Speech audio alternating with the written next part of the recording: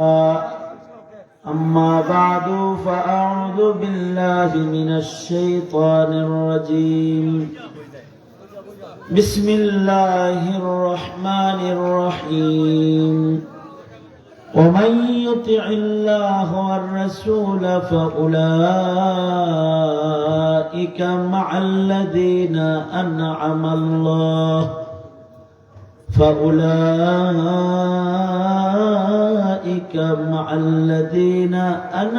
الله عليهم من النبيين والصديقين والشهداء والصالحين وحسن أولئك رفيقا. وقال النبي صلى الله عليه وسلم: كل أمتي يدخلون الجنة إلا من أبى. قيل: من يأبى يا رسول الله؟ قال: من أطاعني دخل الجنة ومن عصاني فقد أبى. أو كما قال عليه الصلاة والسلام. اللهم صل على محمد وعلى آل محمد كما صليت على إبراهيم وعلى آل إبراهيم إنك حميد مجيد. اللهم بارك على محمد وعلى آل محمد كما باركت على إبراهيم وعلى آل إبراهيم إنك حميد مجيد. আয়োজিত মহতি মাহফিলের মোহতারাম সভাপতি, উপস্থিত হযরত উলামায়ে কেরাম, সম্মুখপানে সমবেত দিন প্রিয়, ইসলাম প্রিয়, দিনদার ইমানদার মুমিন মুসলমান ভাইয়েরা, আল্লাহর দরবারে শুকর, আল্লাহ তাআলা এই গভীর রজনীতে রাত 2টা বাজে দিনী পরিবেশে উলামায়ে দ্বীনদের সোহবতে আল্লাহ তাআলা বসে থাকার তৌফিক দান করেছেন। কালিমাতুশ শুকর, আলহামদুলিল্লাহ। এই পৃথিবীতে যত মানুষ আছে সব মানুষ দুই প্রকার।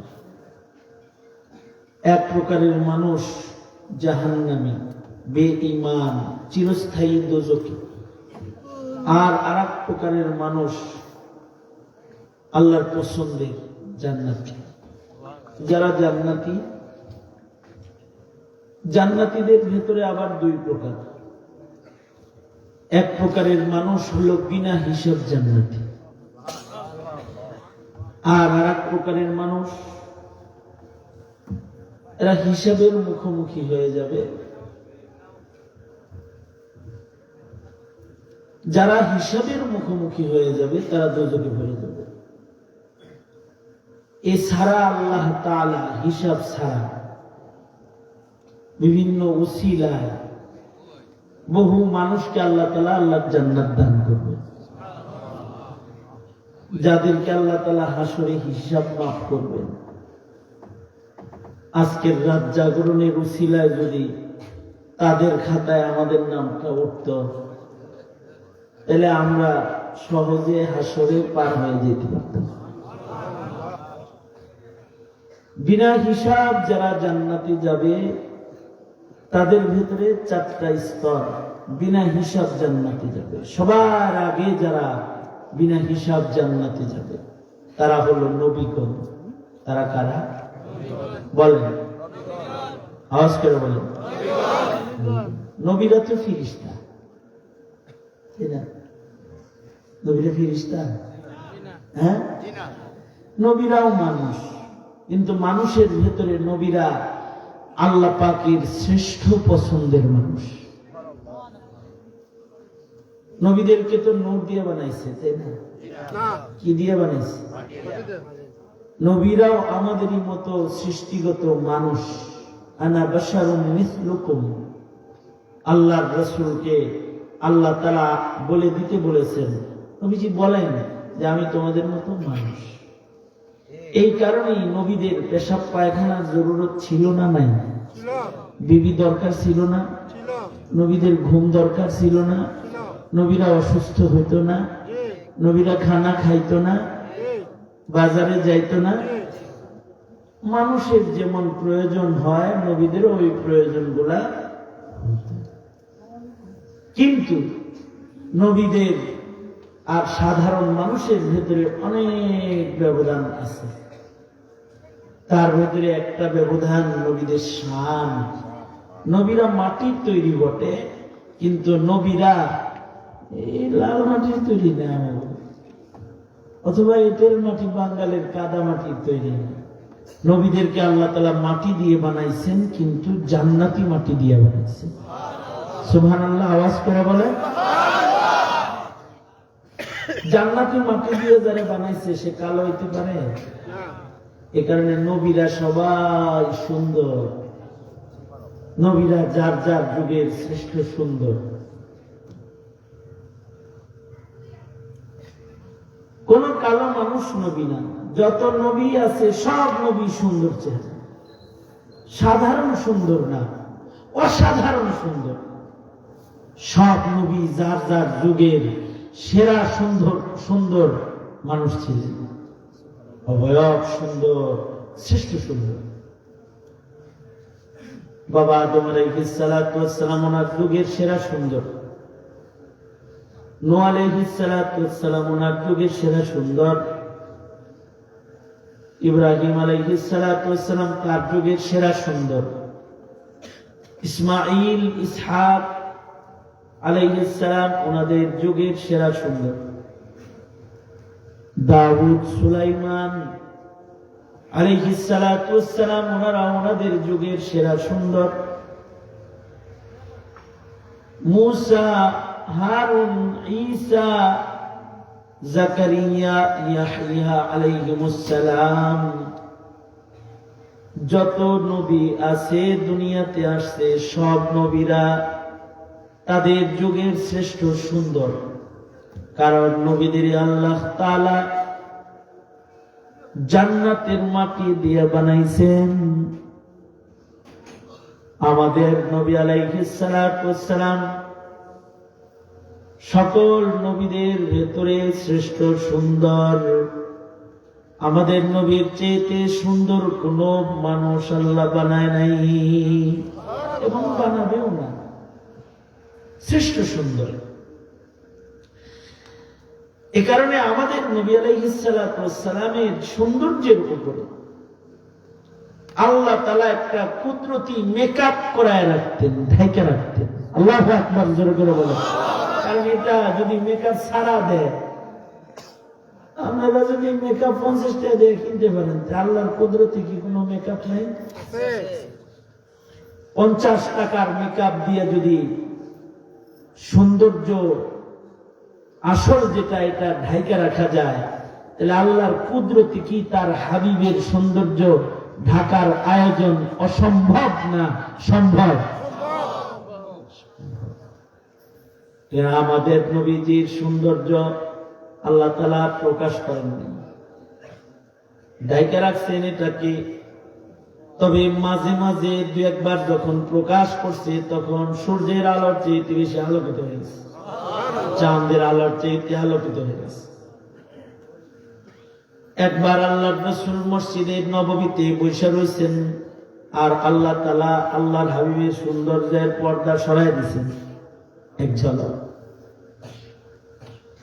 মসজিদের বাইরে দুইজন দাঁড়ানো, তাদের ভেতরে একজন চিৎকার করতেছে, কিয়ামত কিয়ামত কিয়ামত, কিয়ামত হয়ে গেছে, দেখ আকাশের চাঁদ খুইলা মাটিতে পড়ে গেছে। হযরত আবু দারদা বলে, কে বলেছে আকাশের চাঁদ পড়ছে? আর উপরে চায় তো, উপরে তাকায় দেখি উপরে চাঁদ আছে। মসজিদে ওইটা কি? নজর করে তাকায় দেখি আমার নবীজির চেহারা চাঁদের আলোর চেয়ে বেশি ঝলমল ঝলমল করতেছে। একবার হযরত আয়েশা সিদ্দিকার ঘরে আল্লাহ খুলে দিয়েছেন, ঘর এত আলোকিত হয়েছে যে সুই এটাও বের করছে নবীজির চেহারার সৌন্দর্য দিয়ে।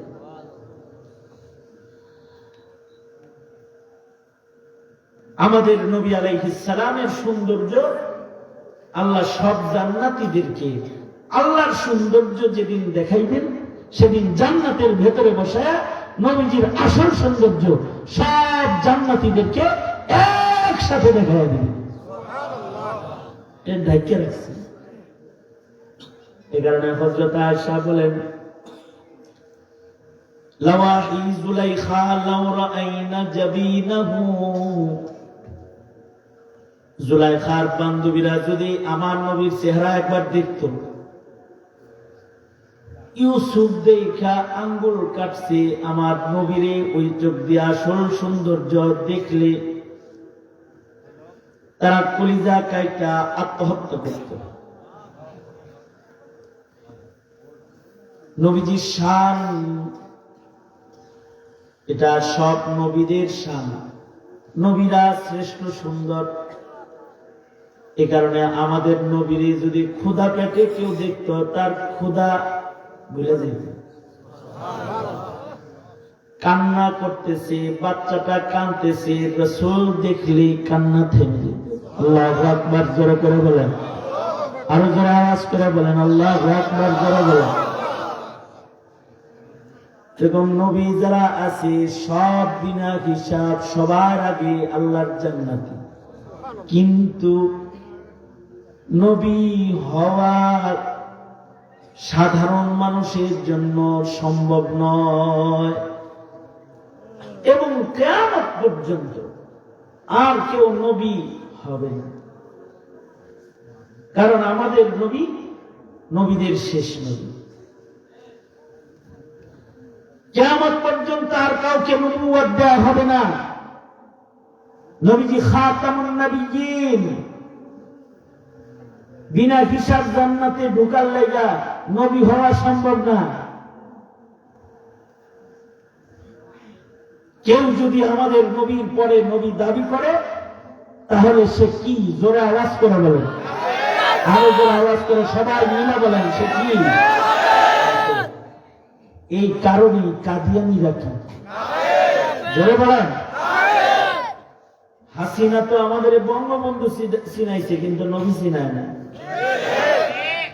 গোটা দেশ শেখ মুজিবুর রহমানের মূর্তি দিয়া ভরে ফেলছে, দেশটাকে একটা মন্দিরে পরিণত করছে। 16 বছর হুজুররা এই ভাস্কর্য আর মূর্তির বিরুদ্ধে কথা বলার কারণে আলেমদেরকে গ্রেফতার করে জেলখানায় বছরের পর বছর আটকায় নির্যাতন করেছে। কেন মূর্তির বিরুদ্ধে কথা বলবে? মূর্তির বিরুদ্ধে তো স্বয়ং আল্লাহ নিজে। আল্লাহ তাআলা তার হাবিবকে পাঠাইছে মূর্তি ভাঙার লাগে।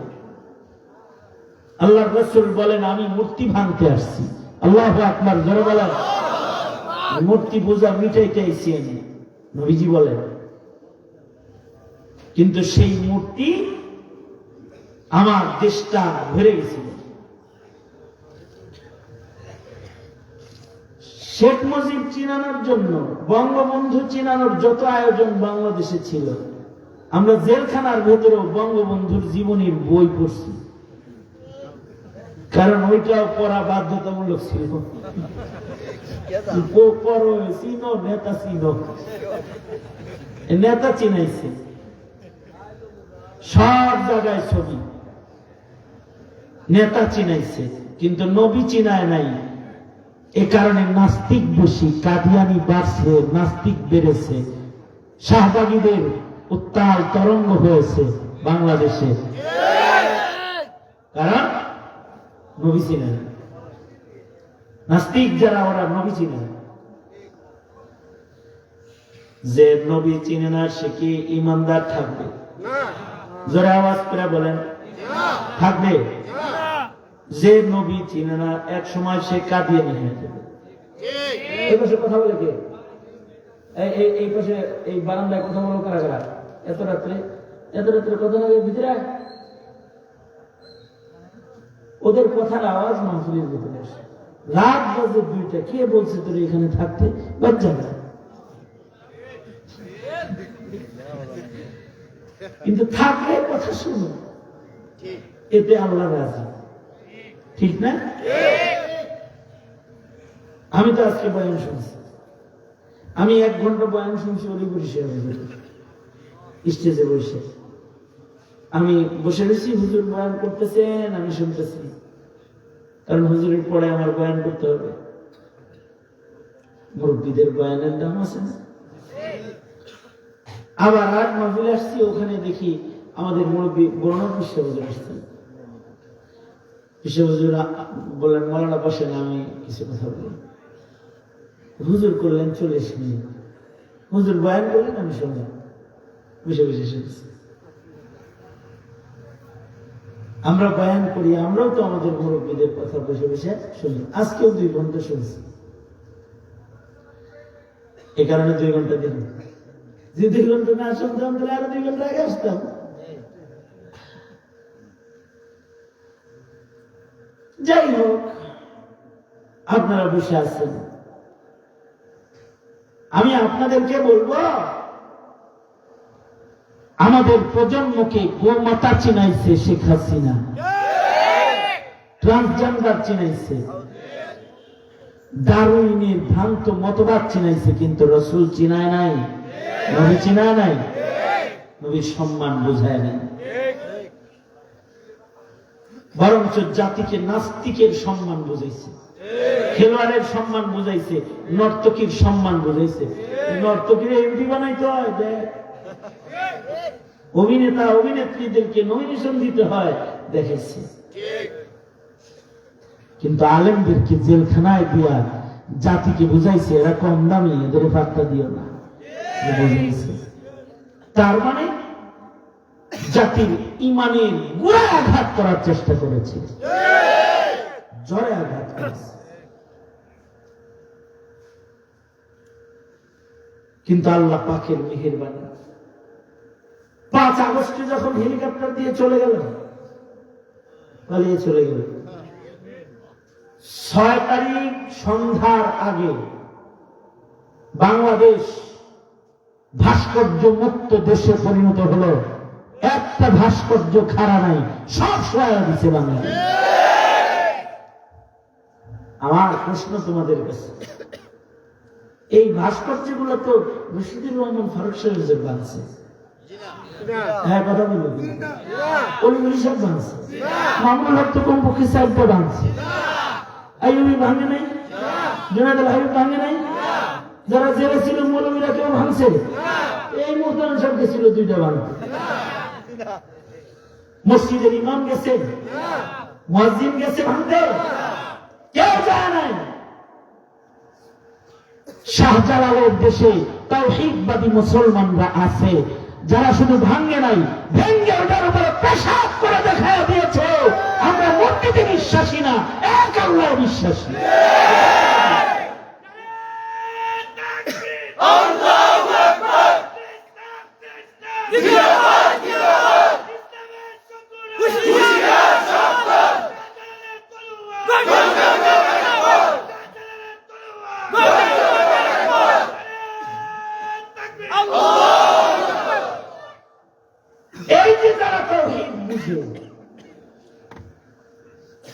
এই বুঝটা যাদের মাধ্যমে জাতির ভেতরে আসে তারা হলো উলামায়ে কিরাম। এটা তারা চায় নাই যে আলেমরা এটা বুঝাক, তাওহীদ বুঝাক, নবী বুঝাক, নবী চিনাক, খতমে নবুয়ত বুঝাক, এটা চায় না। এ কারণে আলেমদের দৃষ্টি থানায় ছিল, এরা যেন ওয়াজ না করতে হয়, থানায় দৃষ্টি ছিল। এই দেশে ওয়াজ মাহফিল করতে গেলে ওসির পারমিশন ছাড়া করা যায় নাই। 5 তারিখের আগে তোমরা যদি আমারও আনতে 4 5 তারিখের আগে তো তোমাদেরকে ওসমানীনগর থানায় বসে থাকতে হতো। পুলিশ ফাঁড়িতে বইয়া ওনার পারমিশন নিয়ে তারপরে আমার আনতে দিত। আর আমাকে ফোন করে বলে দিত হুজুর আসার দরকার নেই। এরকম এই বালাগঞ্জে বলে দিচ্ছে না আমার, আমি মাহফিলে গিয়েছি, ওসি আমার সাথে কথা বলেছে, আমাকে কথা বলতে দেয় না এই বালাগঞ্জে।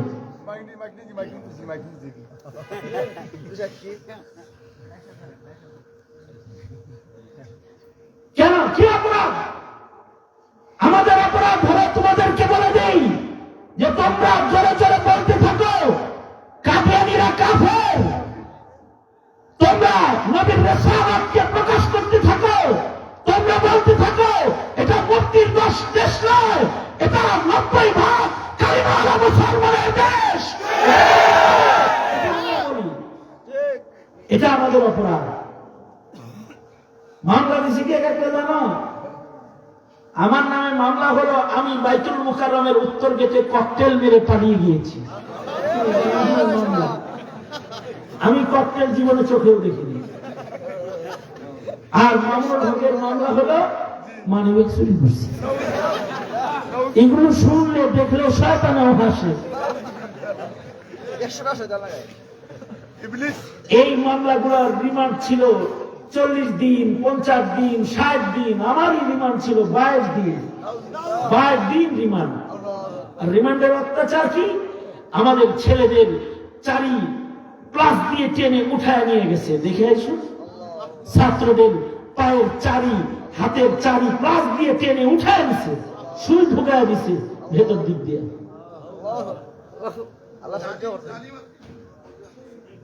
আলেমদেরকে ঝুলায় রিমান্ড করছে, ঝুলায় ঝুলায়। হকি স্টিক সামনে, স্ট্যাম্প সামনে নিয়ে আমিও রিমান্ড আমার হয়েছে, হাত পিছনে বাঁধা, 2 হাত পেছনে বাঁধা। আমার এই হাত অচল হয়ে গেছে, হাত করে পড়তে পড়তে শেষ বেলায় অপারেশন করা লাগছে জেলখানা থেকে বের হয়ে। আবার হাতের চামড়া ছিলে গেছে এখান থেকে, হাত করে পড়তে পড়তে। গরু যেমন বেঁধে রাখে তার চাইতে নিকৃষ্ট কায়দায় আলমকে হসপিটালে বেঁধে রেখে 8 জন পুলিশ দিয়ে পাহারা দিয়েছে, কারোর দিকে তাকায় যেন কথা বলতে না পারে। পাপে বাপেরও ছাড়ে না, পাপ বাবাকেও ছাড়ে না, বাবারাও ছাড়ে না।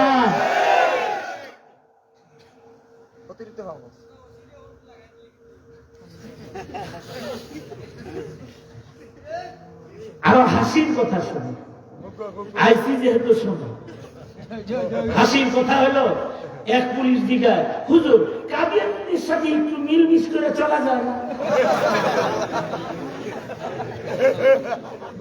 আরো আজব প্রশ্ন হলো, হুজুর কাদিয়ানীরা কি আসলে কাফের?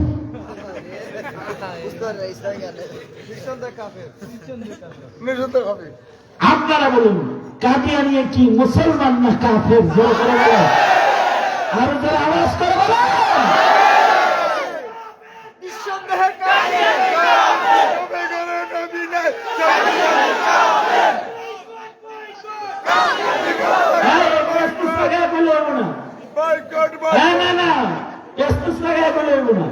একজন মাঝখানে দাঁড়াও।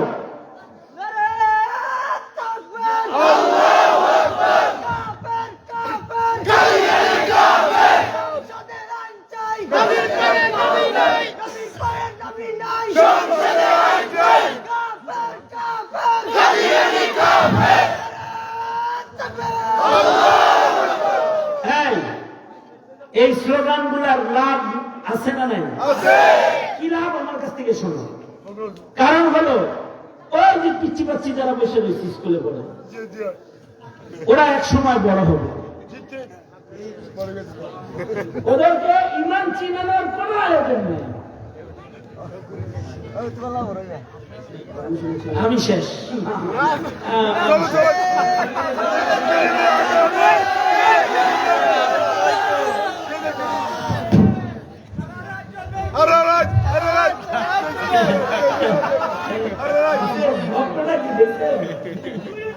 হ্যাঁ, আমার কথা শোনেন।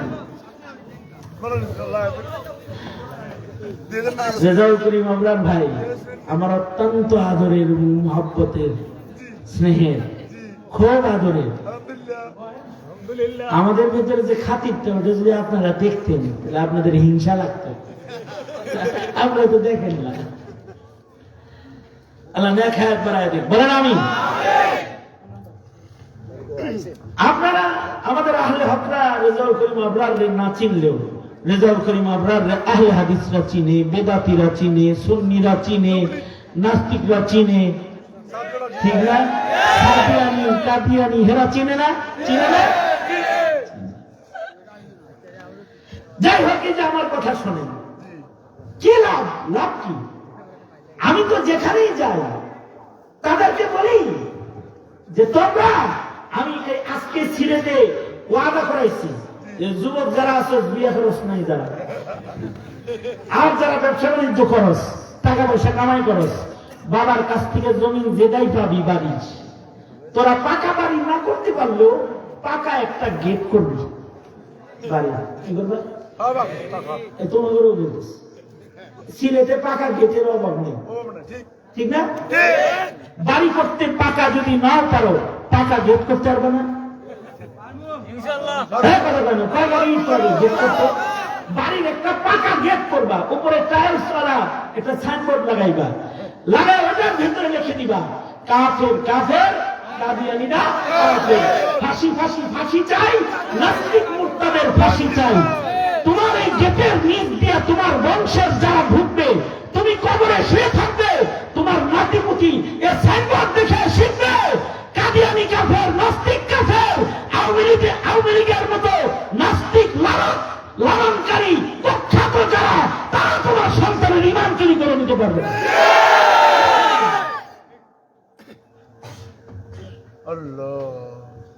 আমি আরো এটা বলি, আমি একটা কর্মসূচি দিই, সেটা হলো প্রতি শুক্রবারে সবাই মিলে মিলে আগে ওই বাতাসা খাই যাবে, ওই যে ছোট ছোট পয়সা আবার খাওয়া শুরু করো, সবাই মিলে মিষ্টি খাওয়া শুরু করো। মিষ্টিটা খাইবা হলো গ্রামে নাস্তিক মুরতাদ কাদিয়ানি বেদিনদের 12টা বাজে তারপরে খাইবা, প্রতি শুক্রবারে খাইবা। কারণ শিক্ষা সিলেবাস অধপতন হয়েছে, সন্তান নবী চিনে না, দিন চিনে না, ধর্ম চিনে না। এখন তোমার মুখের আওয়াজ দিয়েই ওদেরকে চিনে দিতে হবে যে এরা শয়তান, এদের সাথে চলাফেরা করা যাবে না। তা যদি না করো, বিশ্বাস করো, আমি একটা জরিপ করেছি, সেটা হলো সবাই মক্তব বন্ধ হয়েছে আমাদের ভাই 14 বছর 15 বছর হবে আমরা বুঝি তো, কিন্তু এরপরে এই 14-15 বছরে ফুল বন্ধ হয়ে গেছে। 14-15 বছরে চালু করছে পাজি স্কুল। কি স্কুল না, কি স্কুল? পাজি স্কুল, মুসলিম দেশের পাজি স্কুল। কারণ সেই স্কুলের শুরু হয় ডোলের বাড়ি দিয়ে। ওটা কি কি স্কুল? কেউ দিনে পাজি পাজি স্কুল শুরু হয়েছে। এই পাজি স্কুলগুলো আসার পরে, দুষ্ট স্কুলগুলো আসার পরে আমার দেশের মক্তবগুলো বন্ধ হয়েছে। হিসাব করে দেখো, যারা মক্তবের আলো পায় নাই, এইগুলাই যুবক যখন হয়েছে, ওরা শাহবাগী, ওরাই শাহবাগী হয়েছে, সদস্য হয়েছে। ইসলাম চিনে না, কোরআন চিনে না, ওরা চিনে না।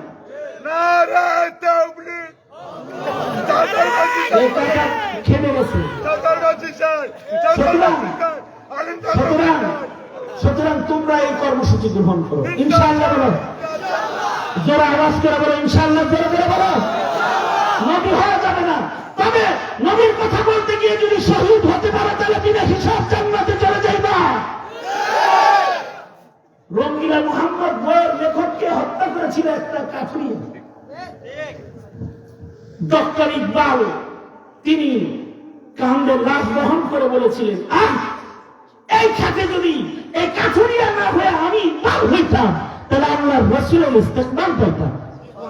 নবী হইতে পারবে না, কেউ নবী হবে না, কিন্তু শহীদ হবে, সিদ্দিক হবে, ওলি হওয়া যায়। এই বাংলাদেশের মাটিতে নাস্তিকতা ছড়িয়েছে সরকার ব্যবস্থাপনা, সরকারিভাবে। এইটার প্রতিরোধ শুধু আলেমদের উচ্চ বক্তব্য দিয়ে হবে না, এইটার প্রতিরোধ শুধুমাত্র লিখনি দিয়ে হবে না। এইটার প্রতিরোধ করতে এখন তোমার নতুন সময় এসেছে, সিদ্ধান্ত নিতে হবে। তুমি কি নাস্তিকের সরকার গঠন করবে, নাকি এক আল্লাহর জমিনে এক আল্লাহর বিধান কায়েমের সরকার গঠন করবে? এই সিদ্ধান্ত তোমাদের নিতে হবে। ভোটটা বুঝে শুনে দিও, মিয়া খালি ওয়াজ শোনার স্লোগান দাও, তাদেরকে না বলে দাও দেশে মার্কার রাজনীতি আর চলবে না, ইসলামের ব্যানারে আসো। তুমি যদি রাজনীতি করতে হয় আর মুসলমানের ভোট নিতে হয়, তাহলে তোমার নির্বাচনী ইশতেহার পাঠাও, নির্বাচনী ইশতেহার দিবা আমেরিকাকে খুশি করে, ইন্ডিয়াকে খুশি করে। আর 90% মুসলমানের দেশে হাসিনার পুরান রাজনীতি আবার নতুন করে ইস্টাবলিশ করতে আল্লাহ তো তাকে দিল্লি পাঠানো হয়েছে, তোমাকে ওয়াশিংটন পাঠিয়ে দেওয়া হবে। যদি রাজনীতি করতে হয় তাহলে তোমার ইশতেহারে আসবে কাদিয়ানীদেরকে কাফের ঘোষণা করব, নাস্তিক মুরতাদের মৃত্যুদণ্ডের আইন করব, ঠিক কিনা? আমার সন্তানদের ইমানি শিক্ষা দিনিয়াতকে নিশ্চিত করব। এগুলো যারা করবে না তাদেরকে বলবো, এই রাজনীতির ভোট ছড়াইতে আমার জমিনে আসবি না, এটা শাহজালালের মাটি, না বলে দিবা। সুতরাং একটা সময় এসেছে ওয়াজ শোনার নয়, খালি প্রজন্মের ভবিষ্যৎ গড়া, সামনে প্রজন্মের ভবিষ্যৎ গড়া। প্রজন্মের ভবিষ্যৎ গড়ার শপথ নিয়ে সামনে বাড়তে রাজি তো? রাজি তো, রাজি তো, রাজি তো, রাজি। আল্লাহ তাআলা তৌফিক দান করে, আমিন বলো, জোরে করে বলো আমিন। আল্লাহ তাআলা আমাদেরকে দিন বুঝার, দিন শিখার তৌফিক দান করুন। আমি তো চৌধুরী বেয়ে গেছে বুড়া মানুষ, নওজোয়ান আলেমে দ্বীন রেজাউল করিম আপনার ভাই এসে গেছে, তার মানে উনি আমার উপরে রহম করেছে যে মুরব্বীর কষ্ট বেশি হয়েছে, তাড়াতাড়ি জায়গা আমি কিছু কথা সাধুবাদ জানাই। হ্যাঁ তৈবা আল্লাহ তাআলা দান করে। আপনারা যারা যুব সমাজ বসে আছেন, আপনাদেরকে আল্লাহ তাআলা এই লাল সবুজের পতাকার মুসলমানদের ইমানি অধিকারের পথে চলতে, ইমানি অধিকার প্রতিষ্ঠার মেহনত করতে আল্লাহ তৌফিক দান করুন। আল্লাহ তাআলা মেহনত করার তৌফিক দান করো। এই মাদ্রাসাকে কবুল করো, মদরসাকে কবুল করো, সভাপতি সাহেব, সহকারী কমিটির যত সদস্যরা আছে সকলকে আল্লাহ তাআলা কবুল মঞ্জুর করুক, আমিন। ওয়া আখিরু দাওয়ানা আলহামদুলিল্লাহি রাব্বিল আলামিন। আসসালামু আলাইকুম ওয়া রাহমাতুল্লাহি ওয়া বারাকাতুহু। আলহামদুলিল্লাহি রাব্বিল আলামিন। والصلاة والسلام على سيد المرسلين